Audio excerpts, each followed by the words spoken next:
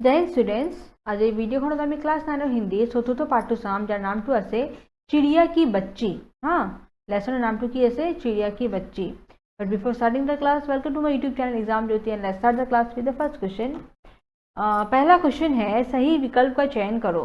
सेठ माधव दास ने संगमरमर की क्या बनवाई है? हाँ, तो आंसर होगा कोठी।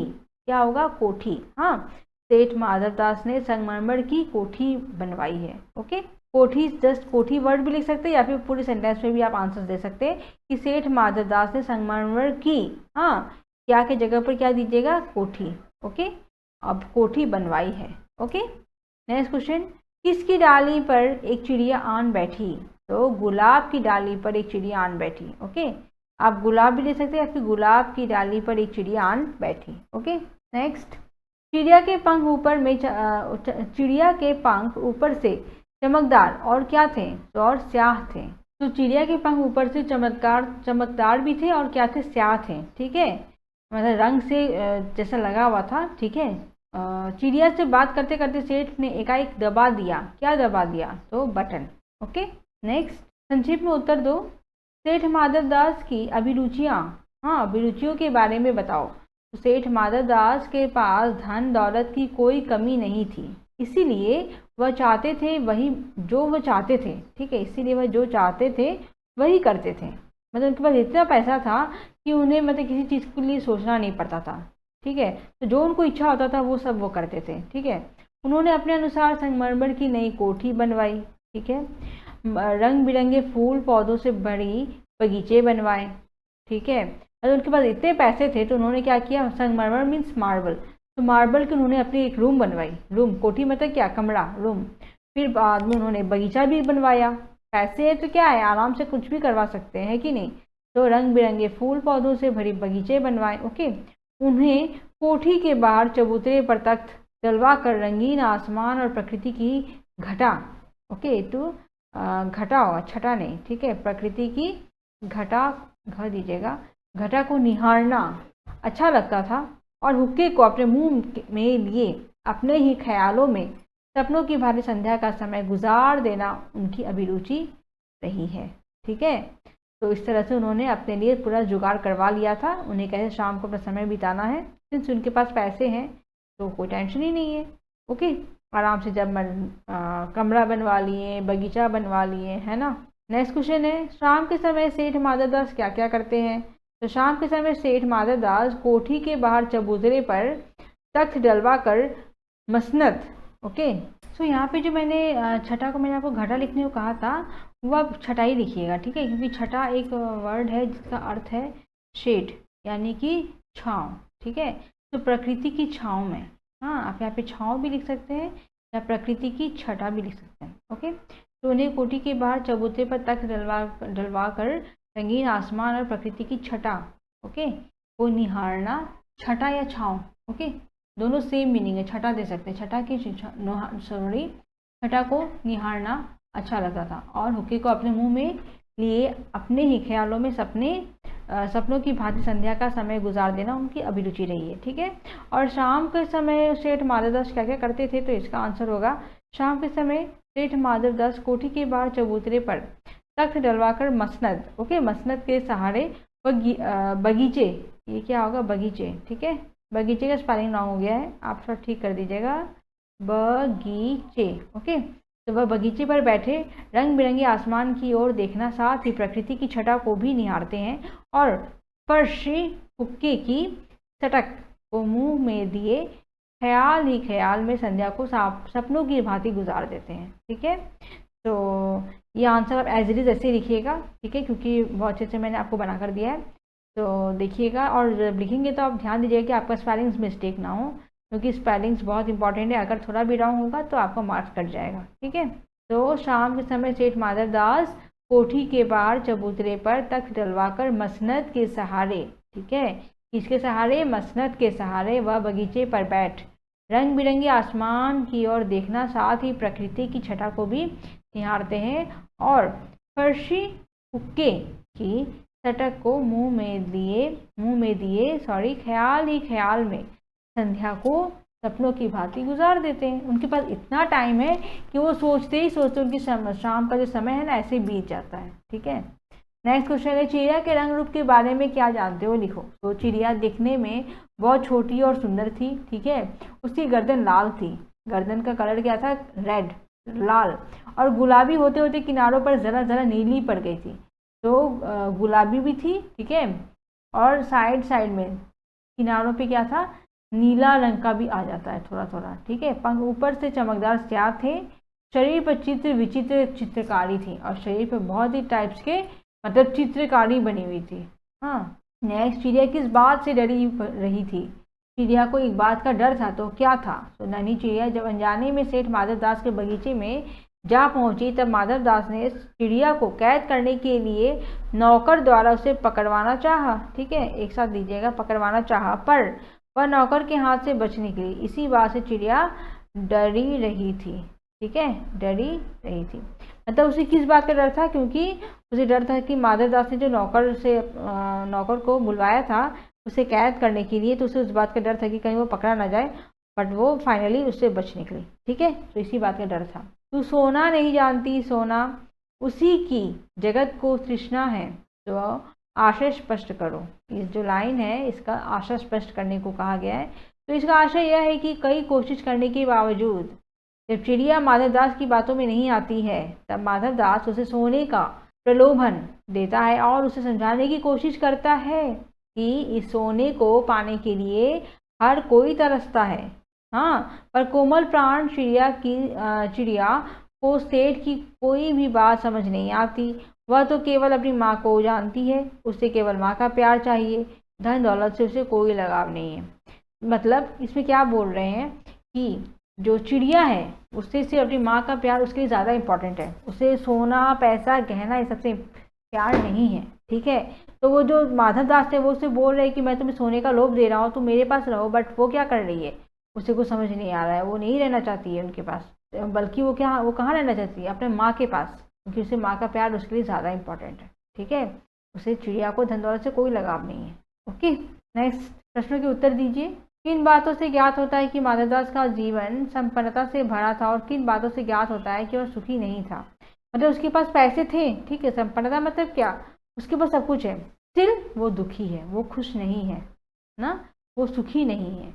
तो क्यों, तो ऐसा नहीं कि जिसके पास पैसे हैं वो बहुत सुखी है, ऐसा नहीं होता है। ओके, तो इसीलिए हम इस स्टोरी में माधवदास जी के बारे में वही देखेंगे कि उनके पास पैसे तो हैं, अवेलेबल है, बट वो खुश नहीं है, सुखी नहीं है। ठीक है, तो इस मनोविश्लेषणात्मक कहानी के आधार पर यह स्पष्ट हुआ है कि सेठ माथुरदास मतलब एक्चुअली माधवदास होगा, हाँ, तो माधवदास एक धनवान व्यक्ति है जिसके पास ऐशो आराम की सभी सुविधाएं मौजूद है। हाँ, ऐशो आराम, ठीक है, ऐशो आराम की सभी सुविधाएं मौजूद थी। उसने अपने अनुसार संगमरमर की कोठी बनवाई थी, जिससे वह यह साबित होता है कि माधवदास का जीवन संपन्नता से भरा था, है ना, बट फिर भी दुखी था। तो क्यों, पर अनेक धन संपत्ति होने के बावजूद उसका महल सूना था, उसके घर में कोई नहीं था, वह अकेला था, उसका घर जो था, महल था, वो सूना था। जिसके कारण वह नन्ही चिड़िया को अपने पास रखना चाहता था, ताकि उसके चहल पहल से महल का सूनापन दूर हो सके। हाँ, दूर हो सके, लेकिन सोने का प्रलोभन देकर भी वह उसे पकड़ नहीं सका और वह दुखी रह गया, जिससे यह साबित होता है कि माधवदास सुखी नहीं था। ठीक है, उसके पास पैसे हैं, हाँ, उसने घर भी बनवाया महल संगमरमर का, बट उसके घर में कोई है नहीं, तो सूना है, और इसीलिए वह चिड़िया को रखना चाहता था कि उसकी जो चहक है उससे उसे घर, मतलब जो भवन उसका बना हुआ है महल, वो थोड़ा भरा भरा लगेगा, बट चिड़िया भी रहना नहीं चाहती है ना, तो वो नहीं पकड़ पाया, तो इसलिए वह दुखी हो गया। तो इसी से साबित होता है कि माधवदास जो है बहुत ही दुखी इंसान था, मतलब सुखी नहीं था। ठीक है, सेठ माधवदास चिड़िया को क्या क्या प्रलोभन दे रहा था।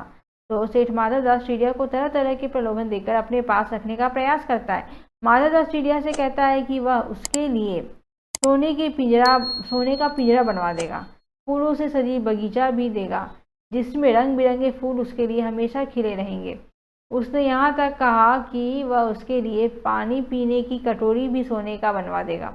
मतलब उसे सोने का पूरा उसने वो दिया, लोभ दिया, है ना, कि मैं तुम्हारे लिए सोने का पिंजरा बनवाऊंगा, सोने की कटोरी दूंगा जिससे तुम पानी पियोगी, फिर बाद में तुम्हारे लिए हमेशा बगीचा में फूल सजा हुआ रहेगा जिससे तुम चूस पाओगी रस को, है ना, हर चीज़ की फैसिलिटी मैं दे रहा हूँ, तो प्लीज़ मेरे पास रहो। इस टाइप से वो चिड़िया को बोल रहा है, ठीक है। तो प्रलोभन में यही सब उन्होंने दिया। किसने दिया? माधवदास ने। किसको दिया? तो चिड़िया को दिया। ओके। माधवदास क्यों बार बार चिड़ियों से कहता है कि यह बगीचा तुम्हारा ही है? क्या माधवदास निस्वार्थ मन से ऐसा कर रहा था? तो माधवदास को वह नन्ही चिड़िया इतनी प्यारी लगी कि वह चाहता था कि वो चिड़िया हमेशा उसके बगीचे में थिरकती फिरे और उसे देख उसका मन प्रफुल्लित होता रहा। हाँ, तो चिड़िया जो उसने देखा था बहुत ही प्यारी चिड़िया थी, ठीक है। नन्ही चिड़िया जो थी उसने जो देखी बड़ी बड़ी प्यारी थी वो चिड़िया, और वो थिरकती फिरे ऐसा वो चाहता था, ठीक है। और फिर इस टाइप से होगा, और उसे देख उसका मन प्रफुल्लित होता रहा। उसके दिल में उसे हमेशा देखने की, मतलब वो हमेशा उसे देखते रहता चाहता था, तो उसके दिल में उसे हमेशा देखने की ख्वाहिश होने लगी। इसलिए माधवदास बार बार चिड़िया से कहता है कि यह बगीचा तुम्हारा ही है। मतलब वो नहीं चाहता कि चिड़िया उस जगह को छोड़कर जाए। क्यों? क्योंकि वो चाहता है कि चिड़िया जो उसी के पास उधर ही घूमती रहे, हाँ, उसे छोड़कर ना जाए। इसीलिए वो बोल रहा है कि बगीचा जो है तुम्हारा ही है, जब मन जितना मन उतना रहो। ओके, ऐसा वो बोल रहा है। कौन बोल रहा है? तो माधवदास। ओके, माधवदास का ऐसा कहना है कि वह बगीचा तुम्हारा ही है। इसमें माधवदास का स्वार्थ दिखता है। क्या दिखता है? स्वार्थ। क्योंकि वह अपने महल को संगमरमर बनाने की, ठीक है, वो अपने महल को संगमरमर बनाने के लिए चिड़िया को विभिन्न प्रकार के प्रलोभन देकर कैद करना चाहता था। उसे परवाह नहीं थी कि उस चिड़िया की माँ उसका इंतजार कर रही है। मतलब वो इतना लोभी था, मतलब चिड़िया का इतना उसे चाहिए था, चिड़िया की इतनी ज़रूरत उसे हो गई थी कि उसे इस बात का ध्यान नहीं आ रहा है कि उसकी माँ वहाँ उसका इंतज़ार कर रही होगी, ठीक है। लेकिन फिर भी उसे क्या बार बार बोले जा रहा है कि प्लीज़ यहीं पे रहो, हाँ, मैं तुम्हें सोने का ये दूंगा, सोने का वो दूंगा। ओके, उसे लोभ दे रहा है, लेकिन उसे उसकी माँ की फिक्र नहीं है कि उसकी माँ को कितना बुरा लगेगा, है ना। तो वही बोल रहे हैं यहाँ पे कि क्योंकि वह अपने महल को संगमरमर बनाने, ठीक है। तो आप देखिएगा यहाँ पर उसने माधवदास ने उससे क्या कहा चिड़िया को कि यह बगीचा जो है आपका है, ठीक है, वह बगीचा तुम्हारा ही है, ठीक है। इससे माधवदास का स्वार्थ दिखता है, ठीक है, क्योंकि वह अपने महल को संगमरमर से बनाने के लिए, ठीक है, उन्होंने संगमरमर से तो बनाया ही था अपना महल, और उसे बनाने के लिए फिर उन्होंने क्या कहा कि ये महल भी तुम्हारा ही है, ठीक है, तुम इसमें आराम से रह सकती हो। तो इसमें उन्होंने क्या किया? महल का भी लोभ उससे दिया चिड़िया को, ठीक है, क्योंकि वो अपने महल को संगमरमर से बनाने के लिए चिड़िया को विभिन्न प्रकार से प्रलोभन देकर कैद करना चाहता था, ठीक है। पर उसे परवाह नहीं थी कि इस चिड़िया की माँ उसका इंतज़ार कर रही है, इसे इस बात की बिल्कुल भी परवाह नहीं थी। ओके, तो इस तरह से पता चलता है कि क्या जो माधवदास जी थे वो एक स्वार्थी इंसान थे, ठीक है। यहाँ पर आप संगमरमर से दीजिएगा, संगमरमर से बनाने, और एक ही नहीं होगा, की होगा बनाने के लिए, ठीक है। चिड़िया को विभिन्न प्रकार से प्रलोभन कर देकर कैद करना चाहता था। ओके, नेक्स्ट क्वेश्चन देखिए आप, सेठ माधवदास और चिड़िया के मनोभावों में क्या अंतर है? कहानी के आधार पर स्पष्ट करो। इस कहानी में एक धनवान व्यक्ति के विचार तथा एक छोटी चिड़िया की भावनाओं को बड़े मार्मिक रूप से वर्णन किया गया है, ठीक है। एक धनवान व्यक्ति और एक छोटी सी चिड़िया, उन दोनों की भावनाओं को बहुत अच्छे से प्रकट किया है, ठीक है। माधवदास के पास धन दौलत की कोई कमी नहीं थी और वह बहुत अभिरुचि व्यक्ति था, ठीक है। उसके पास बहुत ही पैसे थे, है ना। उसने अपने अनुसार महल बनवाया और जो चाहा वही करना उसका शौक था, ठीक है। मतलब उसके पास इतने पैसे थे, उन्होंने आराम से महल भी बनवाए, जैसा उनका शौक था वैसा करवाया, ठीक है। इसलिए नन्ही चिड़िया को पाने के लिए वह हर पल चिड़िया को यह जताता कि उसके पास ढेरों संपत्ति है और बात बात पर तरह तरह के प्रलोभन देकर चिड़िया को अपनाना चाहता था। लेकिन नादान छोटी सी चिड़िया को सेठ की कोई भी बात समझ नहीं आती थी, ठीक है। चिड़िया को न तो सोने चांदी की परवाह है और न ही अनगिनत फूलों से सजी बगीचों से लगाव है। वो जो चिड़िया थी उसे किसी बात का लोभ नहीं था, ना सोने चांदी का, ठीक है, किसी भी चीज़ का उसे लोभ नहीं था। हाँ, यहाँ तो माधवदास पूरा ट्राई कर रहे हैं कि हाँ उसे मैं लोभ देकर अपने पास रख लूँ, कैद कर लो, पर चिड़िया को सिर्फ अपनी मम्मी का ध्यान था, माँ का ध्यान था। हाँ, उसे तो सिर्फ परवाह है तो उसकी माँ की जो उससे प्यार करती है, ठीक है। माधवदास अपने बातों से लाख कोशिश कर ले, वह उन बातों को समझना नहीं चाहती। ठीक है, मतलब माँ की, यहाँ माँ की दीजिएगा। ठीक है, अनगिनत फूलों से सजी बगीचों से लगाव है ना। मतलब चिड़िया को ना तो फूलों से लगाव है, बगीचों से लगाव है, ना ही सोने चांदी से, उसे सिर्फ अपनी माँ से लगाव है। तो उसे तो सिर्फ परवाह है तो उसकी माँ की, जो उससे बहुत प्यार करती है। ठीक है, माधवदास अपनी बातों से लाख कोशिश कर ले, वह उन बातों को समझना नहीं चाहती। मतलब वो चाहती ही नहीं थी उनकी बातों को समझना। ठीक है, उसका संबंध केवल उसकी माँ से है, धन दौलत से नहीं। ठीक है, उसका केवल सिर्फ संबंध किससे था? माँ से, और किसी भी चीज़ से नहीं। कहानी के अंत में नन्ही चिड़िया का सेठ कि नौकर के पंजे से भाग निकलने की बात पढ़कर तुम्हें कैसा लगा? अपने विचार लिखो। तो मैं अपने विचार में बता रही हूँ। अपने विचार के अनुसार नन्ही चिड़िया, अपने विचार में आप दीजिएगा मेरे विचार। ठीक है, मेरे विचार मेरे दीजिएगा, क्योंकि मैं अच्छे से लिख देती हूँ, आप यहाँ स्पेलिंग मिस्टेक कर देंगे। तो मेरे विचार के अनुसार नन्ही चिड़िया का सेठ के जो नौकर हैं, ठीक है, उसके पंजे से भाग निकलने की बात पढ़कर मुझे अच्छा लगा। क्योंकि यहाँ पे ये नहीं दीजिएगा, एक साथ होगा। क्योंकि सेठ अपने धन दौलत को लेकर इतना गर्व करने लगा कि वह सब कुछ अपने अनुसार बनाने और हर चीज़ को अपना करना चाहता था, है ना। उसे घमंड हो गया था पैसे का, और वह सबको अपना करना चाहता था। जो जो उसे इच्छा, मतलब अच्छा लगता था, वो उसे अपना करना चाहता था। चिड़िया को पाने के लिए खुले आसमान में उड़ती चिड़िया को अपनी बातों से कैद करके रखना चाहता था। ये तो गलत बात है ना। चिड़िया खुली हवा में उड़ना चाहती है, उसे वो पसंद है, और आप उसे कैद करने की बात कर रहे हैं तो सरासर गलत बात है कि नहीं। पर चिड़िया को सेठ की बातों से कोई संबंध नहीं था। ठीक है, वह सिर्फ अपनी माँ को जानती थी, केवल अपनी माँ को जानती थी, और तुरंत उसके पास जाना चाहती थी। इसलिए सेठ ने नौकर द्वारा उसे पकड़ना चाहा, और इसलिए सेठ जो है नौकर से उसे पकड़वाना चाहता था। पर चौकन्नी चिड़िया नौकर के पंजे में आकर भी न आ सकी, और उड़ती एक सांस में अपनी माँ के पास जा पहुंची। ठीक है, और वह उसे असफल रहा पकड़ने में। ठीक है, अब अपने माँ के पास पहुंच गई। तो माँ मेरी बाट देखती होगी, नन्ही चिड़िया बार बार इसी बात को कहती है। तो अपने अनुभव के अनुसार आधार पर बताओ कि हमारी ज़िंदगी में माँ का क्या महत्व है। तो इस कहानी में चिड़िया द्वारा बार बार यह कहना है कि मेरी माँ मेरी बाट देखती होगी। इस बात से यह साबित होता है कि चिड़िया को अपनी माँ बहुत प्यारी है। उसकी माँ हमेशा की तरह उसकी राह देख रही है। बच्चों को अपने छाती से लगाना, माँ द्वारा किए गए लाड़ प्यार को चिड़िया कैसे भूल सकती है। इसलिए चिड़िया सेठ की बातों पर ना आकर बार बार यह कहती रही कि माँ मेरी बाट देखती होगी। ठीक है, जिस प्रकार चिड़िया के जीवन में माँ के ही सब कुछ है, उसी प्रकार हमारी ज़िंदगी में भी माँ का महत्व है। माँ का प्यार कोई भी भुला नहीं सकता। माँ के बिना हमारा जीवन अधूरा है। माँ के द्वारा दिखाए गए राह पर चलना हमारा कर्तव्य है। ठीक है, संकट के समय पर माँ अपने बच्चों के लिए कुछ भी कर सकती है। वह ढाल बनकर दूसरों के सामने खड़ी हो जाती है। इसलिए ज़िंदगी में माँ का महत्व सबसे ज़्यादा है। ठीक है, तो जो माँ कर सकती है वो और कोई नहीं कर सकता, इसलिए माँ का महत्व जीवन में सबसे ज़्यादा है। ओके, अधिक है। नेक्स्ट क्वेश्चन है, क्या माधवदास के बिना बनाए सोने के पिंजरे में चिड़िया सुख से रह सकती थी? एक पक्षी के लिए पिंजरा का क्या महत्व है? माधवदास के बनाए सोने के पिंजरे में चिड़िया कभी खुशी से नहीं रह सकती थी। चिड़िया का स्वभाव ही है मुक्त आकाश में उड़ना, है ना। चिड़िया को क्या पसंद है? खुले आकाश में उड़ना। अगर उससे उसकी उड़ने की आज़ादी छीन ली जाए तो भला चिड़िया कैसे खुश रह सकता है ना। भले ही उसके लिए सोने का पिंजरा बनवाया गया हो। माधवदास अपने स्वार्थ के लिए चिड़िया को उसकी माँ से भी अलग करवाना चाहता था। ये तो गलत बात है ना।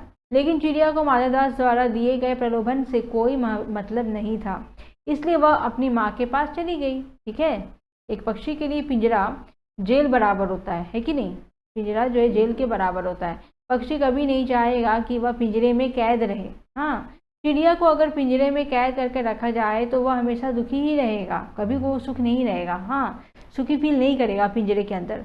उससे एक पेड़ से दूसरे पेड़ तक थिरकना, अपना पंख फैलाकर मुक्त आसमान में उड़ना, अपने साथी के साथ किसी पेड़ पर घोंसला बनाना, यह सब आज़ादी उससे छीन ली जाएगी तो वह प्रकृति के विरुद्ध कार्य होगा, है ना।